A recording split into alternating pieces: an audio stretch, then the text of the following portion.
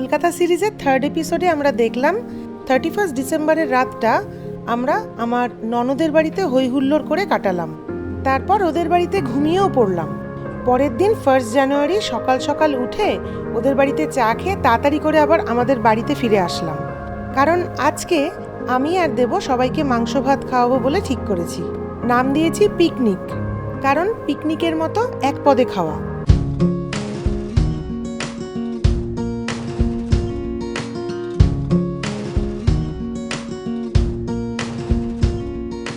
Picnic আর পিকনিকের দিনকে আমি ঠিক করেছি যে আমার রেগুলার তো টাইম হয় না, এত লোক আমাদের শ্বশুরবাড়ি অনেক বড় ফ্যামিলি, তাই সবাই রান্না খেতে চায়, কিছু একটা করে খাওয়ালে খুশি হবে।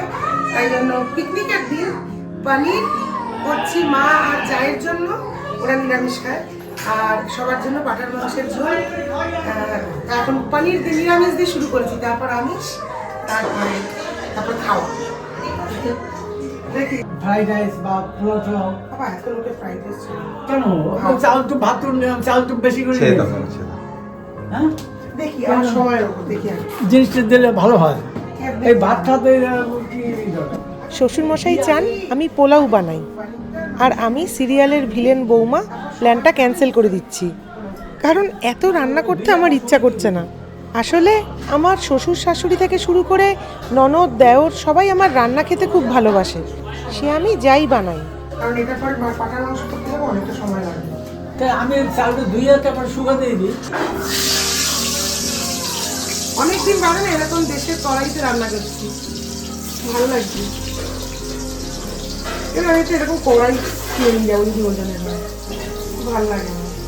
6 বছর পরে রান্না করে সব ভুলে গেছি কোথায় কি আছে। আমার ননদের দেওর আর শ্বশুর মশাইও আসবেন, তাই মালা দিয়ে একটু ডাল আর বেগুন ভাজাও করে দেবে। ননদের শ্বশুর মশাইয়ের জন্য শুধু মাংস ভাতটা একটু ফাঁকা ফাঁকা লাগছিল। এই হচ্ছে আলু ভাজি, এখানে পনির, টমেটো, আদা আর একটু কাজু বাদাম বাটা আছে। এই যে পনির, টমেটো, আদা, কাজু বাদাম বাটা, সিম্পল করে আছে। আবার রান্না হয়ে গেলে পরে আবার ডাকবো, ফাইনাল প্রোডাক্টের ভিডিও করে নিই। হচ্ছে মালাদি সমস্ত আমাকে কুটে টেটে হেল্প করে দিচ্ছে, আর দারুণ একটা চা খাইয়েছে, সব এনার্জি এসে গেছে তাতেই। প্রচুর হেল্প করে, খুব ভালো। যা যেরমভাবে বলছি, নিজেও খুব ভালো রান্না করে, কিন্তু যখন আমি করছি তখন আমি কী করম চাই সেটা সব জিজ্ঞেস করে করে করছি। এদিকে মা সবার জন্য প্লেন ভাত বানানোর দায়িত্বটা নিয়েছে। কয় কোটো নিচ্ছ? 8.5 কোটো নিলাম। 8.5 কোটো আছে না? 8 কোটো নিয়ে তারপর দেখুন। হ্যাঁ, বেশ বড় হাঁড়িটা আছে। হ্যাঁ, বড় হাঁড়িটা বড় আছে। এই যে পানি রয়ে গেছে, নামবে। একটু একটু বেশি গ্রেভি রেখেছি, কারণ ওদের তো ওইটাই শুধু খাওয়া। হ্যাঁ, পনির রান্নার পর মাংস রান্না শুরু করার আগে একটু ফান টাইম।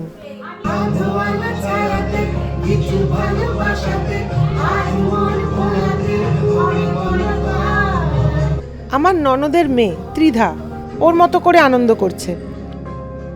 মাংস রান্না চলছে। দেখো কড়াইয়ের সাইজটা, বাবা বেশ বড় তো। এটা নিরামিষ কড়াই আমি কবজা করেছি। আমাদের বাড়িতে আমিষ রান্নার জন্য বড় পাত্র নেই, তাই মা নিরামিষ পাত্রটা আমাকে নামিয়ে দিয়েছে। আসলে ভালো ঘুরে তো দারুণ লাগছে। আর এই যে আলু ভাজা রেডি, মাংসর কোয়ান্টিটিটা একটু বেশি, কারণ আমাদের শুধু আজকে এটাই খাবার, পিকনিকে যা হয় আর। আমি মাকে একটা এরকম পাত্র কিনে দেব। এই যে ফাইনালি আমাদের মাংসের কষা দাঁড়িয়েছে, দেখি। দীর্ঘ 5 ঘন্টা লাগলো কড়াইতে মাংস সেদ্ধ হতে। বাহ, সুন্দর দেখতে হচ্ছে, কালারটা সাধারণ হচ্ছে, দারুণ ফ্লেভারটা। খেতে ভালো হয়, সেদ্ধ হয়। দুপুর গড়িয়ে বিকেল, এখন আমরা লাঞ্চ খাবো।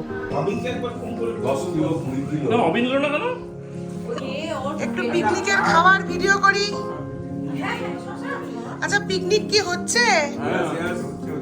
মাংস সেদ্ধ হলো, আলু সেদ্ধ হয়নি? ভালো হয়েছে। আবার আমি বাবা তুমি আরেকবার বলো, মিস করেছি। খুব ভালো হয়েছে, খুব সেদ্ধ হয়েছে, ভালো হয়েছে। থ্যাংক ইউ নন্দনা, তোমার ফিডব্যাকটা একটু নেওয়াটা খুব ইম্পর্টেন্ট। ভালো হয়েছে না? সবাইকে তৃপ্তি করে খেতে দেখে আমার কি আনন্দই না হচ্ছিল। মাংস সাথে সাথে আলু ফুটিয়েছি, মাংস নাকি সেদ্ধ হয়েছে, আলু সেদ্ধ হয়নি। একটু কি খাচ্ছিস? জিজ্ঞেস কর, কেমন হয়েছে? কেমন হয়েছে বাবা? কেমন হয়েছে? ভালো, আচ্ছা ভালো হয়েছে। ভালো। উনি আমার মাসি শাশুড়ি পলি মাসি।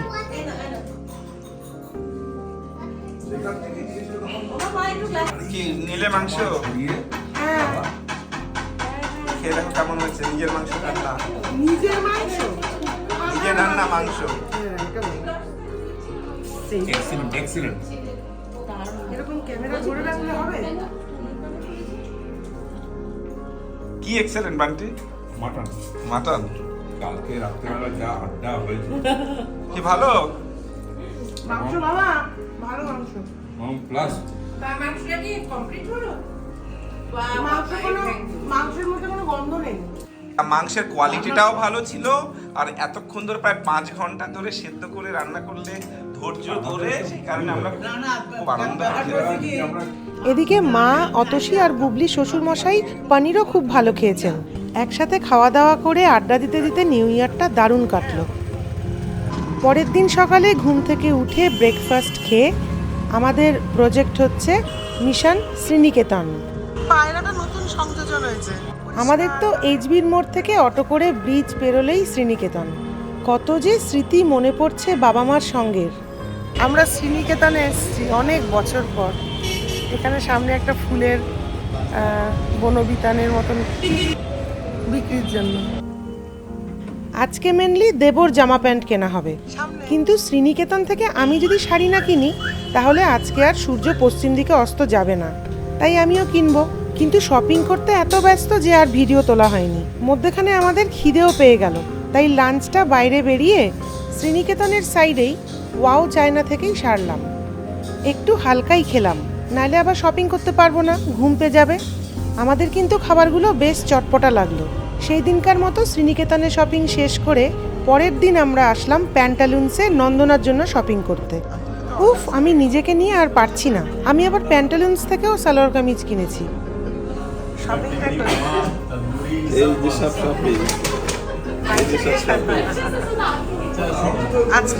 আজকের মিশন ছিল কি, কোন দোকানটার নাম কি?